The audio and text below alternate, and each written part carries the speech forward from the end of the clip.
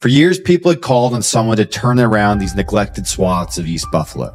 Been here all our life. You know what I'm saying? We done worked, we done slaved, we done did everything, but we do not get anything from the government or nothing.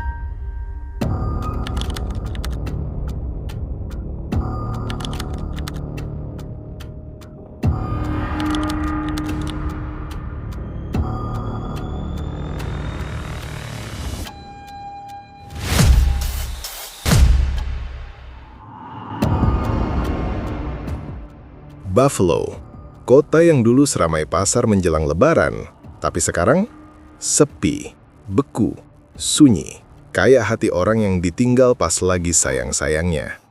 Padahal dulu Buffalo itu jantung industrinya Amerika, kapal ngantri kayak rebutan diskon, pabrik ngebul tanpa istirahat, dan penduduknya tembus 500 juta. Sekarang tinggal separoh, ditinggal industri, di gunung zaman, dan diselimuti salju yang kalau bisa ngomong, mungkin udah bilang, udahlah, nyerah aja. Tapi yang menarik bukan sisa kehancurannya, melainkan siapa yang pelan-pelan bikin kota tua ini hidup lagi. Dan percaya deh, jawaban ini bakal bikin banyak orang yang hobi nyalahin Islam jadi mendadak kehilangan skrip.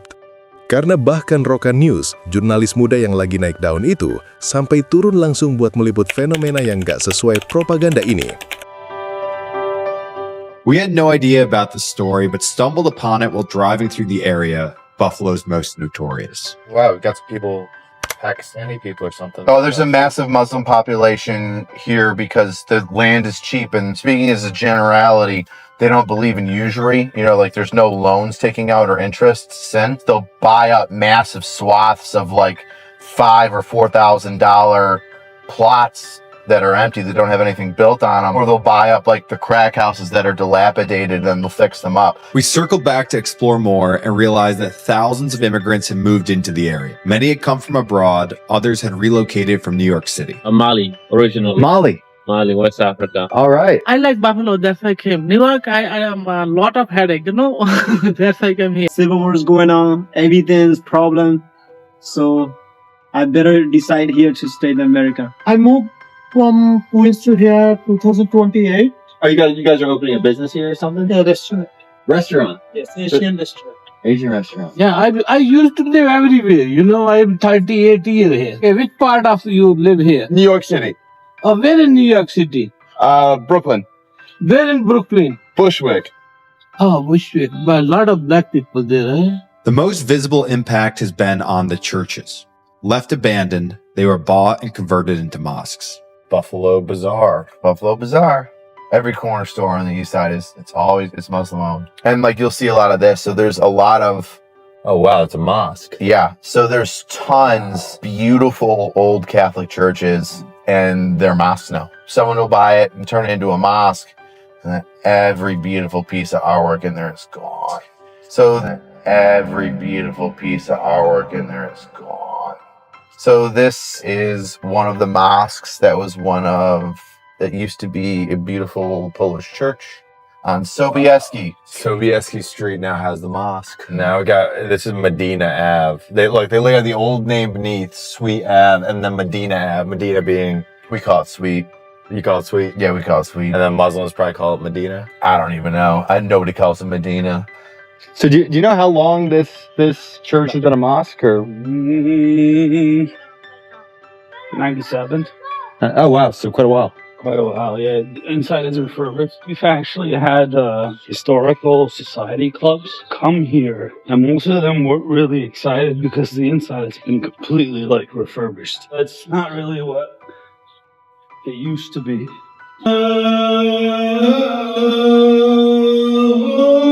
The Islamification of a formerly Catholic neighborhood undoubtedly angers a lot of people. Yet the churches and the neighborhood have been abandoned and left to rot. For years, people had called on someone to turn around these neglected swaths of East Buffalo. Today, that's exactly what Muslims and immigrants are doing. It's not really like, what should I be doing while I'm here with my time that's going to benefit others? It's always like, I want to jump out of an airplane. I want to climb Mount Everest. It's like, I want this experience. But what about making the experience better for other people? Because maybe, just maybe, you do have it better than a lot of people. We just don't take the time to be grateful. Muslim arrival has undeniably transformed the neighborhood.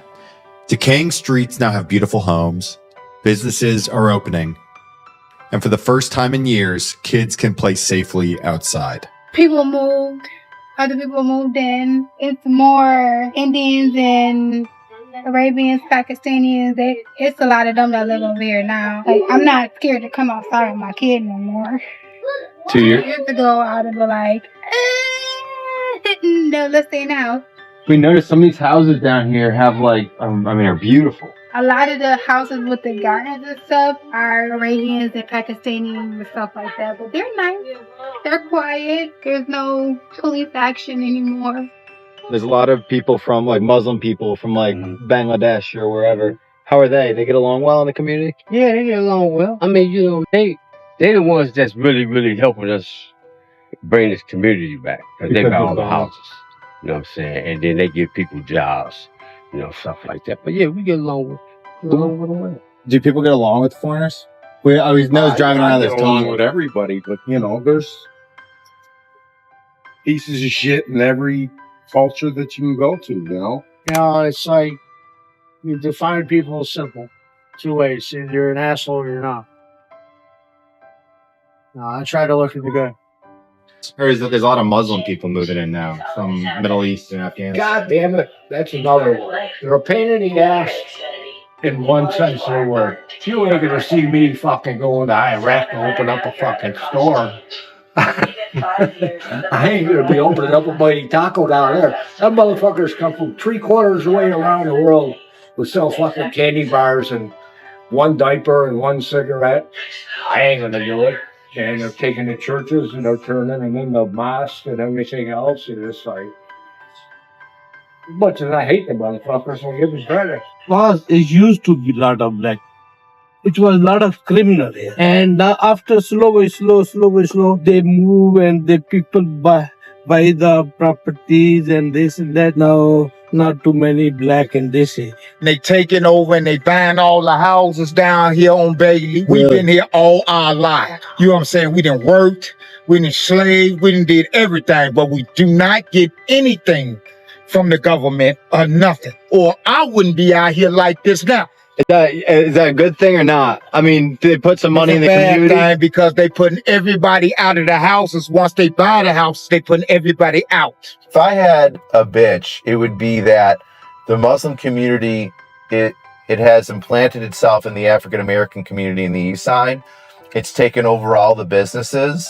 None of that money goes back to the community. It goes back to their Muslim community where they buy more homes. 50,000 refugees from Burma and Bangladesh that arrived in the last 3 years. In Buffalo. In Buffalo. Where do you think they're going to sit?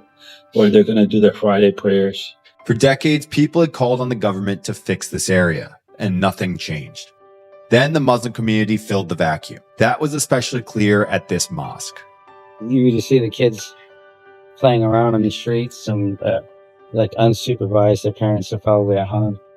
But it didn't used to be like that when we first moved into the neighborhood. As you can see, it's kind of like been revitalized the last 10 years or so. So it became too expensive for them and a lot of the families in New York City, and they started looking for alternatives. The entire street was almost all abandoned houses, but now it's owned by all Muslim families. How often does like the local African American community take advantage of your resources, or come in here and start and worship? A lot. We live in a community where there's a bunch of African American as well, and so we are not isolated from them, right? And they feel like this is a place that they are well connected to. The playground over here is open to everyone. It's not just the Muslims. In fact, I would say the African Americans in this community would probably use it almost the same amount as the Muslim, if not more. When we cook, we try and feed everyone constantly. We welcome the community, and for that reason, that's why so many people they come and embrace Islam because of that. We also try to give back to the community. All the works that you see over here is all done by the youth over here. I always say to people when they become Muslim, I always ask them why they became a Muslim, and I always know that it's usually at a tipping point. So for me, it was I watched my grandparents get sick, and then both of them passed away. But in that process, I also watched them have fear of the reality. They were on the doorstep of death. There was no talking your way out of it. You can't buy your way out of it. I started questioning all kinds of stuff in life. And ultimately, I gave away everything I owned, and I went to go study Buddhism in a monastery. I was a monk for a couple of years. But I would have debates with the person there about death, because in Buddhism, they teach you that you can be reincarnated. So my main topic of conversation for those that were more enlightened than me was, if you only had the chance to do something right once, why would you bet on coming back over and over again? Why wouldn't you just do it right the first time? He comes from one of the poorest countries in Africa. Like, how can we complain about anything? If you're eating and they don't have any food, it's incumbent upon us as believers to go next door and ask the people if they have food. Eventually, if they want to learn more about Islam or they want to become Muslim, this is a place where they're more than welcome to.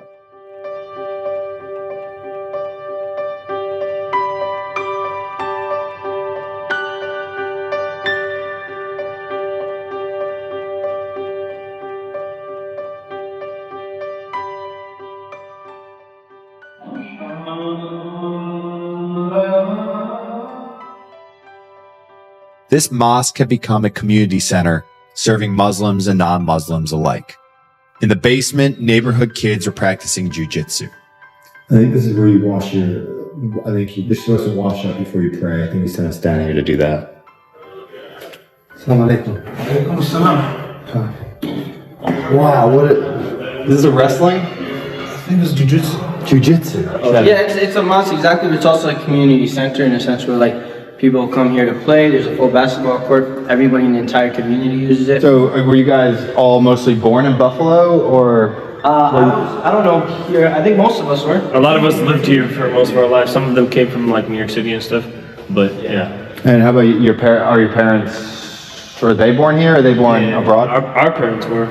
Okay. Well, we're all cousins, so. How's it changed in your lifetimes? Oh, a lot since the mosque. It's gotten a lot better. Yeah. A lot better. This mosque did a lot for the community around. Like the change, you could see the change. What do you think they should know about the faith, about what you guys believe? And they're welcome to everything. It's welcoming. Welcoming, peace. Yeah, whoever wants to come and learn is open. It's a lot of times it's portrayed wrong online, how like Islam is, and it's like, it's more than what it is online. It's just brotherhood. Everybody's welcome, show love and respect to each other. Saling mengasihi dan menghormati satu sama lain terdengar sederhana, tapi justru itu fondasi yang membuat sebuah kota hidup atau mati. Dan Buffalo, si Gotham beku yang nyaris menyerah ini, baru saja membuktikan sesuatu yang tidak nyaman bagi para penyebar narasi lama. Bukan slogan, bukan propaganda politik, tapi akhlak. Akhlak dari komunitas yang katanya merusak Barat. Namun kenyataannya justru menghidupkan sudut-sudut kota yang sudah kehilangan harapan. Rasulullah Shallallahu Alaihi Wasallam pernah bersabda, "Sesungguhnya aku diutus untuk menyempurnakan akhlak yang mulia." Dan ketika akhlak itu benar-benar dipraktikkan, jujur, amanah, kerja keras, peduli tetangga, lingkungan pun ikut berubah.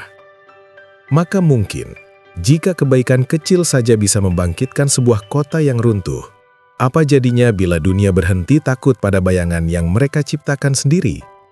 Karena pada akhirnya, bukan Islam yang merusak Barat. Yang merusak adalah prasangka. Dan yang membangkitkan? Ya, Anda baru saja menyaksikannya sendiri.